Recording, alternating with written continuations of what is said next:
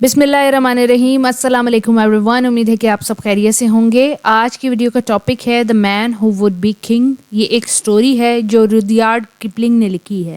आज की इस वीडियो में हम जोसेफ रुडयार्ड किपलिंग की बायोग्राफी को स्टडी करेंगे। उसके बाद क्रिटिकल एनालिसिस करेंगे इस स्टोरी का, इसकी थीम्स देखेंगे, कैरेक्टर्स को स्टडी करेंगे ताकि हमें समरी समझने में मदद आए। आज की इस वीडियो में मैं आपको इतनी इजी एक्सप्लेनेशन इस स्टोरी की दे दूंगी कि आपको कोई भी डिफ़िकल्टी नहीं आएगी। पर आज के टॉपिक की तरफ जाने से पहले मैं बता दूं कि जो भी नोट्स PDF मैं आपको स्क्रीन पे दिखा रही हूँ, ये आपको वीडियो के डिस्क्रिप्शन बॉक्स में मिल जाएगा। वीडियो के डिस्क्रिप्शन बॉक्स में आप क्लिक करेंगे, लिंक आपको मेरी वेबसाइट पर ले जाएगा, वहाँ से नोट्स PDF आप डाउनलोड कर सकेंगे। अब स्टार्ट करते हैं जोसेफ रुडयार्ड किपलिंग के इंट्रोडक्शन से। ये एक इंग्लिश नॉवेलिस्ट हैं, शॉर्ट स्टोरी राइटर हैं, पोइट हैं और जर्नलिस्ट हैं। ये बेसिकली पैदा हुए थे इंडिया के अंदर जब ब्रिटेन ने इंडिया के ऊपर कॉलोनाइजेशन की हुई थी, यानी कि ब्रिटिश इंडिया के अंदर पैदा हुए थे जब सब कॉन्टिनेंट के अंदर ब्रिटिश लोगों की हुकूमत थी। इनका ये जो वर्क है ये उसी टाइम पीरियड से इंस्पायर्ड भी आपको नज़र आएगा। ये जो वर्क यानी कि जो स्टोरी है ये टोटली फिक्शनस है, इनकी डिफरेंट किताबों की तरह। जैसे कि इनकी एक बुक थी जंगल, किम बहुत ज़्यादा मशहूर है स्टोरी इनकी। ये तमाम वर्क जो है ना ये आपको फिक्शनस यानी कि ख़यालाती मिलेंगे। सर पैदा हुए थे 1865 इंडिया के अंदर और इनकी डेथ हुई थी 1936 यूनाइटेड किंगडम के अंदर। जितने भी ऑथर तक पढ़े हैं वो सारे पैदा अपनी कंट्रीज़ में होते हैं लेकिन उनकी डेथ समहाउ यूनाइटेड किंगडम में होती है। रुडयार्ड किपलिंग जो हैं वो ज़्यादातर मशहूर हैं अपनी स्टोरीज़ की वजह से और अपनी पोइम की वजह से जो वो ब्रिटिश सोल्जर्स पे लिखा करते थे जो इंडिया के अंदर मौजूद होती थी। इसके अलावा वो बच्चों के लिए कहानियाँ भी लिखा करते थे। इनके वर्क कुछ यहाँ पे लिखे हुए हैं। इनका जो सबसे सक्सेसफुल नावल है वो किम है 1901। रुडयार्ड किपलिंग 42 ईयर्स के जब थे तो इन्हें नोबेल प्राइज़ इन लिटरेचर भी दिया गया 1907 के अंदर। इनको क्यों दिया गया? क्योंकि कहा यह गया था कि इनकी ऑब्जर्वेशन, इनकी इमेजिनेशन, इनकी वाइटलिटी ऑफ आइडिया, नरेशन बहुत ज़्यादा अच्छा है। लेकिन मैं आपको बताऊं कि जब मैंने रुडयार्ड किपलिंग को पढ़ा तो मैंने ये महसूस किया है कि वो बाइज्ड थे ब्रिटिश लोगों की तरफ। ब्रिटिश लोगों की कॉलोनाइजेशन को डिफ़ाइन करते थे, ब्रिटिश लोगों की आइडियोलॉजी के हामी भरते थे। पैदा ये इंडिया के अंदर हुए हैं और बाय रिलीजन मैं आपको बता दूं कि ये क्रिश्चियन हैं और बाद में एथिस्ट हो गए थे। यानी कि क्रिश्चियन से मुराद ये हैं कि ईसाई हैं और उसके बाद इनका जो बिलीव है वो आप देख सकते हैं कि थोड़ा यहूदियों या क्रिश्चियन लोगों से मिलता है। और उसके अलावा ये जो सर हैं ये एथिस्ट यानी कि खुदा को ना मानने वाले हो गए थे। रुडयार्ड किपलिंग जो हैं मुझे ये लगता है कि ज़्यादातर इनका जो वर्क है वो डिफ़ाइन करता है कि ब्रिटिश लोगों ने अगर कॉलोनाइजेशन या इम्पीरियलिज्म को सोचा तो क्यों किया। इस वजह से ही इनको नोबेल प्राइज़ दिया गया। अगर हम इस स्टोरी के बारे में बात करें तो इस स्टोरी के अंदर भी आपको जो रुडयार्ड किपलिंग हैं वो क्रिटिसाइज़ करते मिलेंगे ब्रिटिश लोगों का बिहेवियर इंडिया के अंदर, लेकिन वो जस्टिफाई करते हुए भी मिलेंगे प्रोसेस ऑफ कॉलोनाइजेशन को। वो क्यों? वो कहेंगे कि इंडिया के अंदर जो लोग रहते थे वो अनसिविलाइज थे और उनको ज़रूरत थी कि कोई आता और उनको सिविलाइज कर देता, जो कि इम्पीरियलिज्म या फिर कलोनियलिज्म की वजह से हो चुका।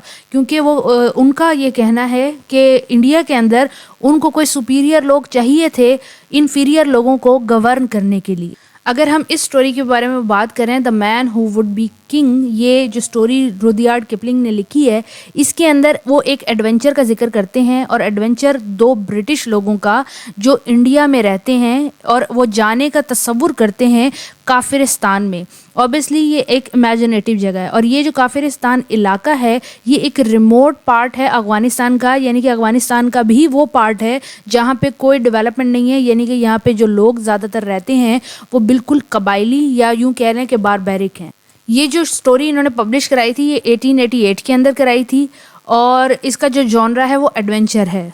इसके अलावा मैं आपको बता दूं कि इसके अंदर आपको मिस्ट्री, कॉलोनाइजेशन और अनरिवीलिंग द ट्रुथ भी मिलेगा। इस जो स्टोरी है इसको 135 पेजेस के ऊपर एक किताब में लिखा और पब्लिश कराया गया है। अगर इसकी थीम का जिक्र करें तो आपको डेंजर ऑफ एरोगेंस मिलेगा। एरोगेंट कौन होंगे?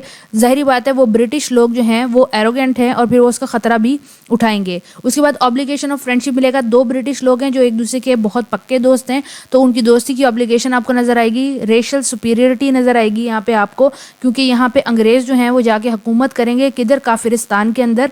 उसके अलावा इंपीरियलिज्म और सिविलाइजेशन को जस्टिफाई करते हुए नज़र आएंगे वो हमारे राइटर। पावर एंड एम्बिशन आपको नज़र आएगी हमारे मेन कैरेक्टर के अंदर, और वाइड सुपीरियॉरिटी इसलिए क्योंकि ब्रिटिश लोग जो हैं वो काफिरिस्तान जाते हैं और वहाँ पे वो वहाँ के किंग बन जाते हैं। इस स्टोरी के अंदर दो मेन कैरेक्टर हैं, डैनियल डेवोट एंड पीची कैरेहान। ये ज़्यादा इंपॉर्टेंट कैरेक्टर हैं, सारे इन्हीं के बारे में बात होती रहेगी। इसके अलावा आपको बिली फिश और हमारा नैरेटर जो हमें कहानी सुना रहा है उसके बारे में भी जिक्र किया जाएगा। अब सबसे पहले मैं आपको मेन कैरेक्टर का इंट्रोडक्शन देती हूँ, डैनियल डेवोट का। डैनियल डेवोट जो है इसको डैन कहते हैं, ये दोस्त है किसका? पीची कैरेहान का।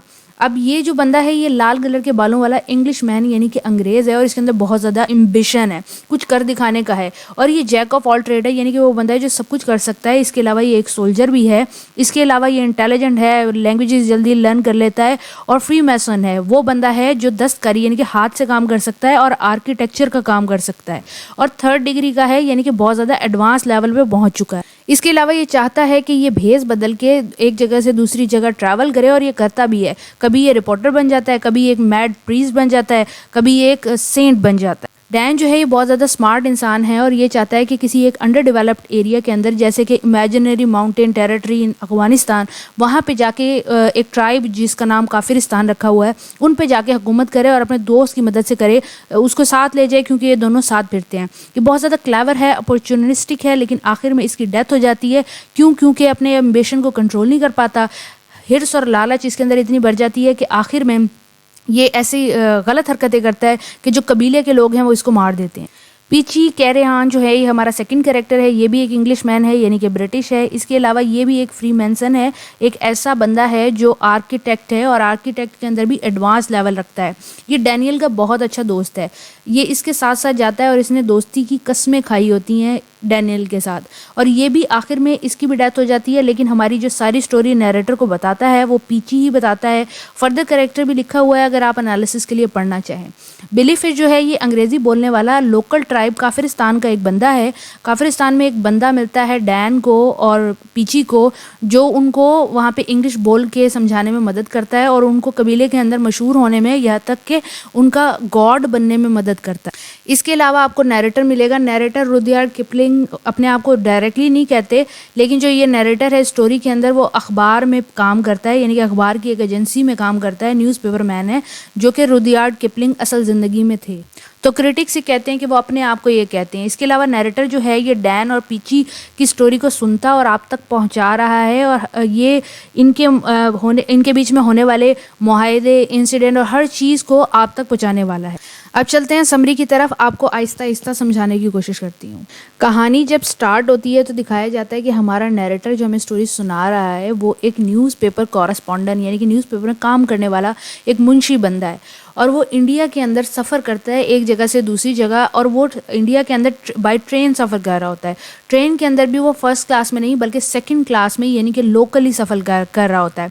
वहाँ पे उसको एक बंदा मिलता है जिसका नाम होता है पीची कैरेहान। ये वो एक वाइट मैन होता है जो उसको एक मैसेज देता है और कहता है कि तुमने मेरे दोस्त डैनियल डेवोट को ये मैसेज जाके देना है। पीची कैरेहान जो है वो एक लोकल प्रिंस के लिए काम कर रहा होता है। लोकल प्रिंस भी जो है वो एक ब्रिटिश बंदा होता है। वो लोगों पे हुकूमत करता है इंडियन यानी कि इंडिया सब कॉन्टिनेंट के अंदर ब्रिटिश हुकूमत का ऐसा बंदा जो प्रिंस बना हुआ है वहाँ पे।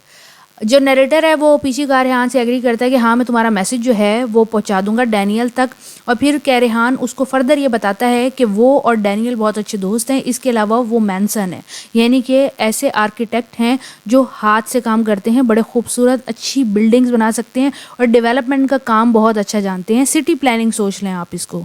कुछ दिन गुजर जाते हैं, जो कैरेहान और डेविड हैं यानी कि डैन और पीची जो हैं वो जाते हैं नैरेटर के ऑफिस में और उसे बताते हैं कि हमने ये एक प्लान बनाया है कि हम काफिरिस्तान जाएंगे, जो कि अफगानिस्तान का एक रिमोट एरिया है, माउंटेन का एरिया, और उसको कॉन्कर करेंगे। वहाँ पे हम वहाँ के किंग बन जाएंगे, जैसे कि स्टोरी का टाइटल आपको बताता है। तो वहाँ के किंग बन जाएंगे। अब जो नरेटर जब उनकी बात सुनता है तो उनका मजाक उड़ाता है कि तुम दोनों बेवकूफ़ हो, ऐसा कैसे करोगे।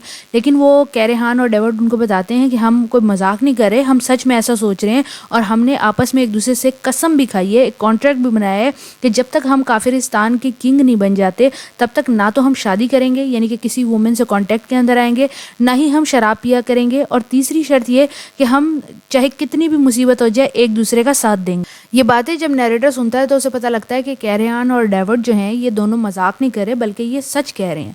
तो वो इनके कॉन्ट्रैक्ट में गवाह भी बन जाता है। उसके अलावा वो उनको बुक्स और मैप प्रोवाइड करता है काफिरिस्तान के, ताकि वो वहाँ तक पहुँच सकें, यानी कि नरेटर उनकी इस जर्नी में उनकी हेल्प करता है। डेविड और कैरेहान जो हैं ये डिस्गाइज कर लेते हैं, यानी कि अपना रूप बदल लेते हैं। एक मैड प्रीस्ट बन जाता है, जो डेविड है वो प्रीस्ट बन जाता है और उसका सर्वेंट जो बनता है वो कैरेहान बन जाता है। अब ये दोनों काफिरिस्तान के लिए निकलते हैं। अपने साथ ब्रिटिश आर्मी की राइफल्स यानी कि गोलियों वाली बंदूक लेके जाते हैं, जो कि एक ट्राइब या एक माउंटेनी एरिया के अंदर पहली दफ़ा लोग देखेंगे, जिससे लोग इनसे बहुत ज़्यादा इंप्रेस हो जाएंगे और इनको गॉड समझने की कोशिश करेंगे। नरेटर जो है वो जब तक डेविड और कैरेहान बॉर्डर क्रॉसिंग करते हैं तब तक उनसे खबरें उस तक उनको मिलती रहती हैं, लेकिन जैसे वो बॉर्डर क्रॉस करके आगे चले जाते हैं तो हमारा नरेटर जो है वो बेखबर हो जाता है, उसको कोई खबर मिलना बंद हो जाती है। फिर दिखाया जाता है स्टोरी के अंदर कि 3 साल का टाइम पीरियड गुजर गया है। नरेटर अपने ऑफिस में अखबार का काम कर रहा होता है कि उसका पीएन आके बताता है कि उसका एक विजिटर आया है। वो जब विजिटर को अंदर बुलाता है तो वो देखता है कि वो पीछी कैरेहान ही होता है, जो कि अब दिमागी तवाज़न उसका हल्का होता है और वो बहुत ज़्यादा डरा हुआ होता है। पहले तो नरेटर उसको रिकग्नाइज़ नहीं करता, लेकिन कैरेहान उसको बताता है कि मैं वो बंदा हूँ, 3 साल पहले पुरानी वाली बात सारी बताता है। तो नरेटर को याद आ जाता है, जिस पे फिर वो कैरेहान जो है वो काफिरिस्तान पहुँचने का एडवेंचर और डेविड के साथ क्या हुआ होता है काफिरिस्तान में ये बातें बताना शुरू करता है। कैरेहान जो है इवेंट्स को एक एक करके बताता है। वो कहता है कि डेविड और मैं जब काफिरिस्तान पहुँचे तो वहाँ के लोगों से जैसे ही मिले तो हमारा एक अच्छा इम्पैक्ट किया उन पे। ना सिर्फ वो उनको अच्छा मिले बल्कि वो उनको देख के बहुत ज़्यादा हैरान भी थे, क्योंकि काफिरिस्तान का जो ट्राइबल एरिया था वहाँ के लोग ना तो उनको कोई शऊर ही नहीं था, वो लोग अभी भी पत्थरों और लकड़ी से काम कर रहे थे। तो कैरेहान और डेविड जब वहाँ पे पहुँचे तो उन्होंने अपने आप को सुपीरियर एज अ सुपीरियर बंदा इंट्रोड्यूस कराया और उन्होंने बताया, कैरेहान ने बताया कि काफिरिस्तान में लोग बहुत ज़्यादा सफ़ेद थे, तुमसे नरेटर से और मुझसे ज़्यादा सफ़ेद लोग थे। ही मैं और डेविड हम वहाँ पे पहुँचे, हमने उन्हें नई एग्रीकल्चर की चीज़ें बताई, उनके रीजन को बढ़ाने के लिए उनका लीगल सिस्टम बनाया, वहाँ पे लोगों को ट्रेन किया, पावर एक्सटेंड करने का कहा, विलेज के अंदर खुशहाली लेके आए और हमने उन लोगों को एक तरह से कॉलोनाइज्ड कर दिया और हम उन लोगों के किंग बन के बैठ गए। हमने उनसे कहा कि हमें गोल्डन क्राउन्स बना के दो, उन्होंने हमें गोल्ड के क्राउन्स बना के दिए जो हम पहनते और वहाँ पे अपने आप को एज अ किंग डिक्लेयर करते थे। इसके अलावा उन्होंने बताया कि वहाँ पे कुछ लोग थे जिनको मैसोनिक नॉलेज हासिल था, यानी कि उनको आर्किटेक्चर के बारे में थोड़ी चीज़ें पता थी। हमने उनको जब अपना नॉलेज दिया जो कि 3rd डिग्री का था तो वो लोग इतने इम्प्रेस हुए कि उन्होंने कहा ये हमसे सुपीरियर हैं, ये हमारे ना सिर्फ किंग है बल्कि ये तो गॉड हैं, इतनी चीज़ें तो किसी आम आदमी को पता हो ही नहीं सकती, ये ज़रूर ना ज़रूर खुदा। और ये बात डेविड को बहुत ज़्यादा पसंद आई थी। कैरेहान बताता है कि डेविड जो है वो दिन ब दिन लालची हरीस होता चला जा रहा था। अब वो सिर्फ उस इलाके का किंग होके सेटिस्फाई नहीं था, बल्कि वो कहता था कि ये लोग यहाँ के हमसे भी ज़्यादा सफ़ेद हैं, यानी कि इंग्लिश लोगों से रिजेंबल करते हैं, तो क्यों ना हम इन लोगों को इस तरह ट्रेन करें कि हम एक बहुत बड़ा एम्पायर बना लें। उसकी एम्बिशन दिन ब दिन बढ़ती जा रही थी और ये सारी बातें वो कैरेहान से शेयर करता था। वो कैरेहान बताता है कि डेविड इतना पागल हो चुका था कि वो अपनी दाढ़ी तक चबाने लग गया था। ये पहला साइन था उसके पागल हो जाने का। फिर होता कुछ यूं है कि डेविड इतना ज़्यादा पागल हो जाता है कि वो कहता है कि मुझे अब एक बीवी की ज़रूरत है। कैरेहान उसको कॉन्ट्रैक्ट याद दिलाता है कि हमने वादा किया था कि हम किसी औरत से शादी नहीं करें, जिस पर डेविड उसकी इस बात को नज़रअंदाज करके गांव के लोगों से कहता है कि मुझे एक बीवी प्रोवाइड की जाए। गांव के लोग भी उसको मना करते हैं, लेकिन डेविड इंसिस्ट करता है। तो जो काफिर वहाँ पे यानी कि काफिरिस्तान के लोग मौजूद होते हैं वो उसको एक ब्राइड प्रोवाइड करते हैं। वो औरत डरी हुई होती है और वो डर के डेविड को काट लेती है। जब वो डेविड को काटती है तो उसमें से खून निकलने लगता है, जिस पर उस लड़की को रियलाइज़ होता है कि ये कोई खुदा नहीं है बल्कि ये एक आम आदमी है। जैसे उस लड़की को ये पता लगता है वो शोर मचाती है। गांव वाले आके जब देखते हैं तो वो वाकई ड्रेविड के अंदर से खून निकल रहा होता है, जिस पे गांव वाले समझ जाते हैं कि ये कोई आदमी है जिन्होंने हमें बेवकूफ़ बनाया, और वो उनके खिलाफ बगावत का ऐलान कर देते हैं। जिस पे ड्रेविड और कारेहान कुछ सोल्जर्स के साथ भागते हैं अपनी जान बचाने के लिए।